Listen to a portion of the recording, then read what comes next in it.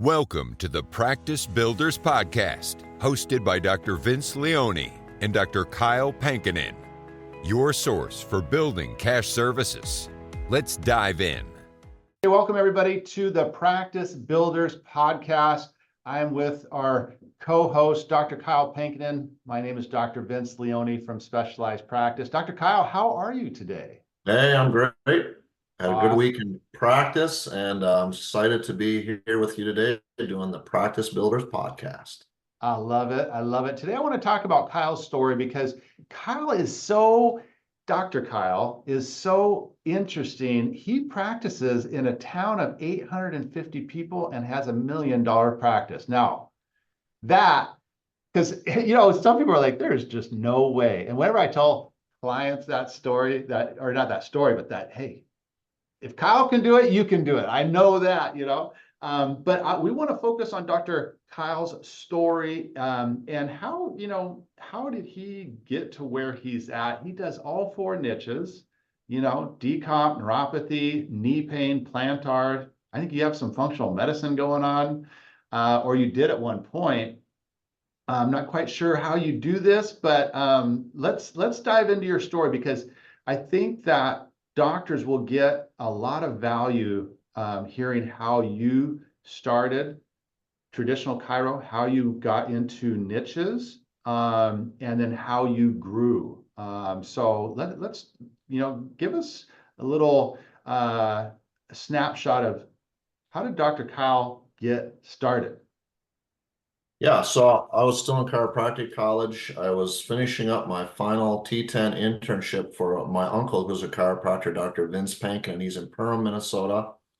And you're getting towards the end of like, what am I going to do? I'm going to graduate from chiropractic school. So I either got to start on my own or find a doctor to work for. My uncle, at that point in his practice career, really wasn't financially well on and off enough to bring an associate doctor on. So I knew I had to branch out on my own, and I started looking at some neighboring towns around the Perham, Minnesota area where I was practicing with my uncle or interning. And I got a phone call from a gentleman named Steve Krinke, who was the president of the Economic Development Authority in the little town of Lamberton, Minnesota, where I happened to graduate from. 850 people.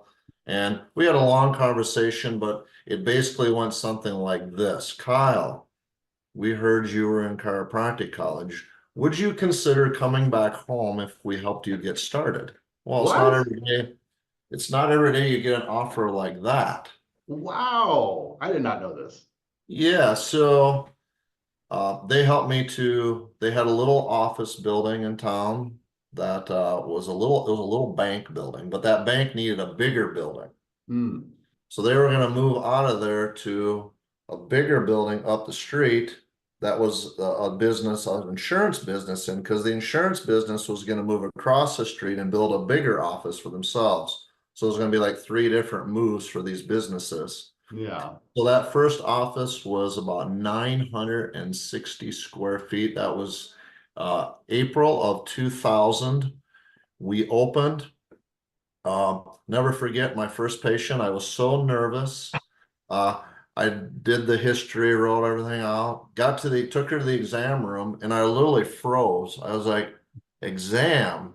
What am I supposed to do? I literally had to like stare at my examination form and be like, oh yeah, I'm supposed to check range of motion next. So I'd go over and check range of motion or palpation.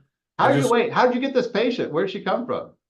She was, I'm trying to think how that first patient found out of it. Well, I know being a small town, they had put it in the local newspaper, this new business startup. Oh, perfect. I love it. So I had a lot of publicity going into it. I mean, in a small town of 850 people, this is big news, a new business starting. So she came in, I fumbled my way through that exam. Long story short, she ended up being a patient till the day she passed away and referred me oodles of patients. I bet. But so from 2000 to 2010, I just did traditional chiropractic. And 2010. So 10 years, practiced for 10 years traditional.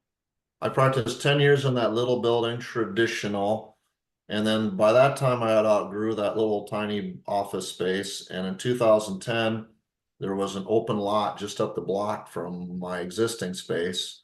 That was actually a double lot. And I approached the city and said, I'd like to buy that lot. Oh, they were so excited. And they sold it to me for approximately $1. What? Oh my Yeah. gosh, small town values. I love it.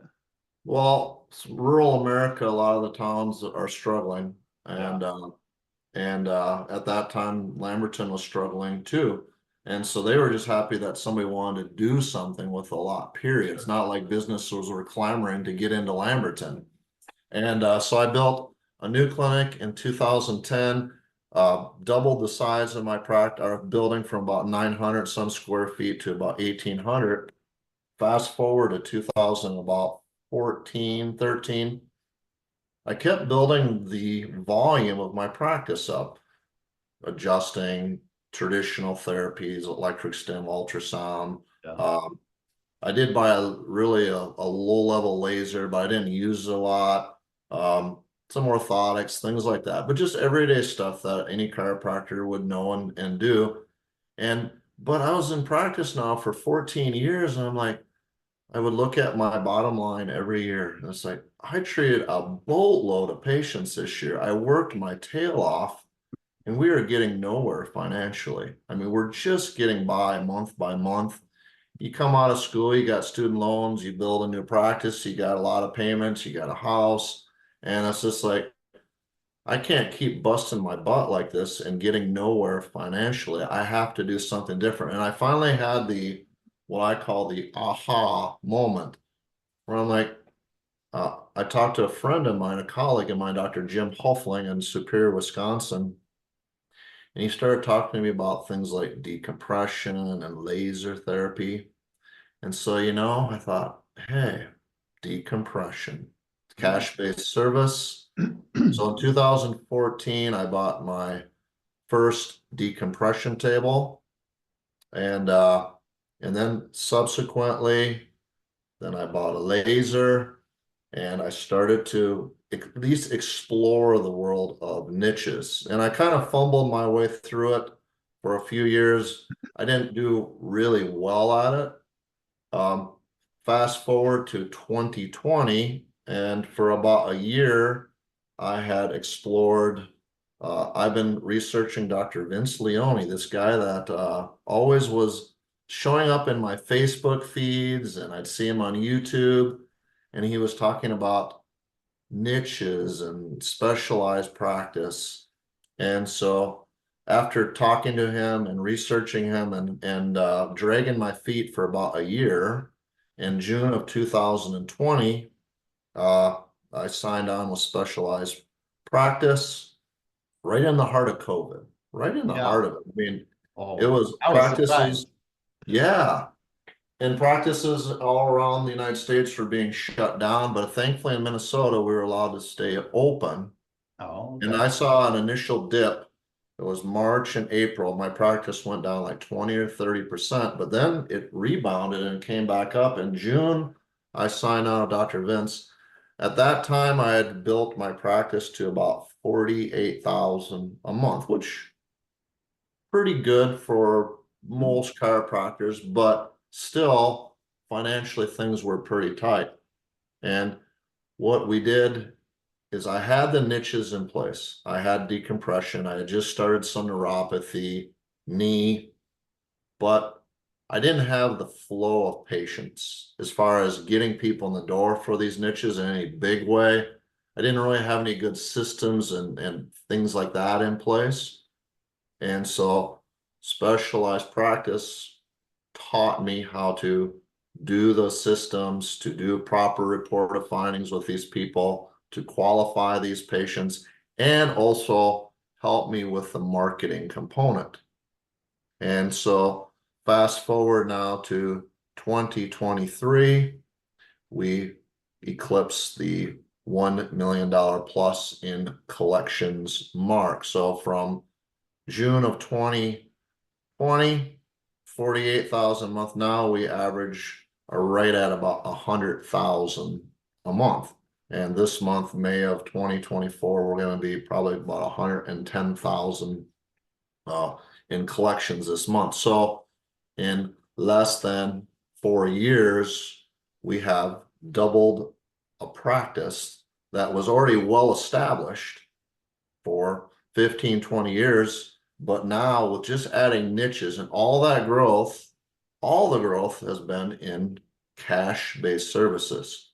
So now my practice is 50% insurance and 50% cash, or even a little bit more is cash, but we still accept insurances and so forth like that. So I still have my traditional chiropractic practice, but we added in the niches, and almost all of our revenue growth has come in that area. And we actually built an expansion onto our new building that we built in 2010. We built an expansion in 2022 to go from 1,800 square feet. Now we have 3,500 square feet, and I wish I would have built it bigger because we're running out of room again.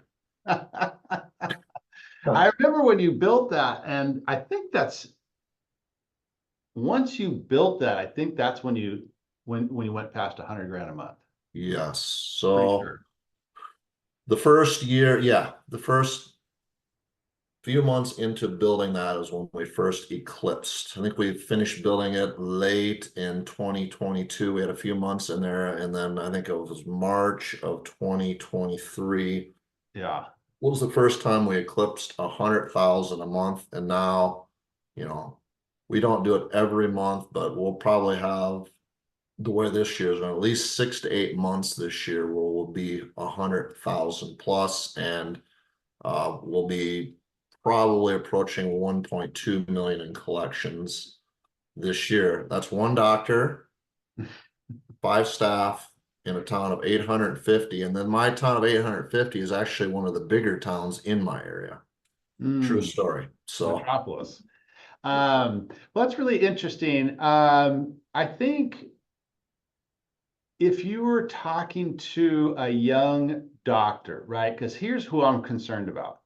Well, I'm concerned about the guy that's been in practice for 20 years and he's still doing 20,000 a month. But I'm concerned about the young doctors in the first 5 years of school, because, you're saddled with this big debt typically. So you may be a little nervous to take on more debt, right? With the equipment, et cetera. But, at the same time, when they're younger, they typically are a little more tuned into some of the social media platforms that they can, use to generate new patients. But I don't know, what would you say to a young doc that is thinking of getting into these niches? And I don't know, like, what would be your advice to a young Dr. Kyle? yeah, if I had to do it, if I had to go back and tell myself my first year practice or second year, I would say, build your clinical skills up, build your confidence up, get good. You got to be good at adjusting. You got to be good at chiropractic because that's your bread and butter. But I would also at the same time say within that first 1 to 3 years, you need to do something that's going to set you apart from your competition, because I don't even think 10% of chiros out there are what we would say they're generalists. They're not specialists. Yep. And so you need to do something earlier in your career to set yourself apart that's going to attract a certain subset of patients to you. And as we shared on our previous podcast, decompression is probably the starting point into the world of niches for most young docs, because you can enter that at a reasonable price. You can get a laser and a decompression table. You don't have to get the high-end ones right away out of the box.